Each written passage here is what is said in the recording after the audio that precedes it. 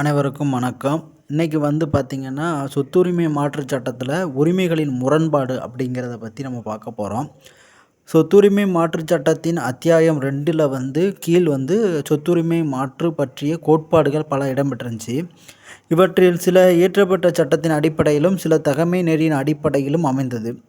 இந்திய சட்டத்தின் கீழ் தகமை நெறி கிடையாது. வழங்கப்பட்டுள்ள இறங்குரிமை சட்டம் சட்டபூர்வமாக இருந்துச்சு. சட்டத்தில் பல பிரிவுகள் பார்த்திங்கன்னா, கீழ்த்தரப்பினர் முரண்பட்ட உரிமைகளை கோர்றதை பார்க்குறோம்.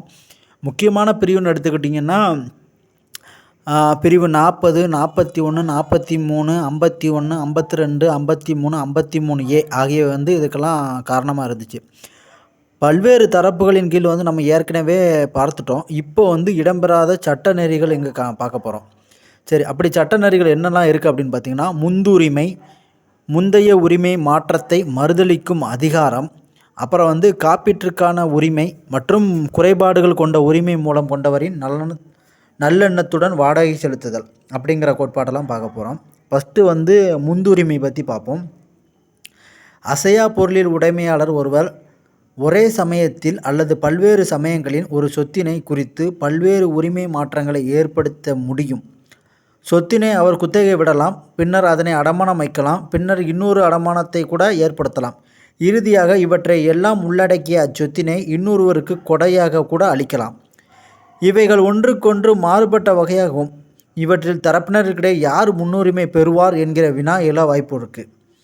ஆனால் ஒரு சொத்தினை ஒரே வகையான உரிமை மாற்றங்களை அடுத்தடுத்து ஏற்படுத்தும் போது முன்னுரிமை அல்லது முன்னுரிமை பற்றிய வினா எழுவது நிச்சயம். ஒரு சொத்தின் அடுத்தடுத்த 2 அடமானங்கள் ஏற்படுத்தப்படுகிறது என்று வைத்துக்கொள்வோம். இதில் அடமானம் பெற்றவர்களில் யார் முன்னுரிமை பெறுகிறார் என்ற வினா எழுமையெனில் அவர்களின் உரிமை மாற்றம் யாருக்கு இருக்குதுன்னு பார்க்க போகிறோம். அதாவது வேறு ஒன்றும் இல்லை, ஒரு நிலம் இருக்குது. அந்த நிலத்தை ஒருத்தர் பார்க்குறாரு, சரியான ஒரு விவசாயம் இல்லைன்ன அந்த நிலத்தை குத்தகை வைக்கிறாரு. குத்தகை வச்சுட்டு வேறு விளைச்சலுக்கு வைப்போம் அப்படின்னு பார்க்குறாரு. சரி, வேறு விளைச்சலுக்காக அந்த நிலத்தை விடும்போது கொஞ்சம் காசு கம்மியாக இருக்குது. அப்போ மீதி பகுதி விவசாயம் பண்ணுறதுக்கு என்ன செய்கிறாருன்னா, அதை மறுபடியும் இன்னொருத்தர்கிட்ட அடமானம் வைக்கிறாரு. இப்போ ஃபஸ்ட்டு குத்தகைக்கு வச்சு காசு வாங்கிறாரு, 2வது அடமானம் வச்சு காசு வாங்குறாரு.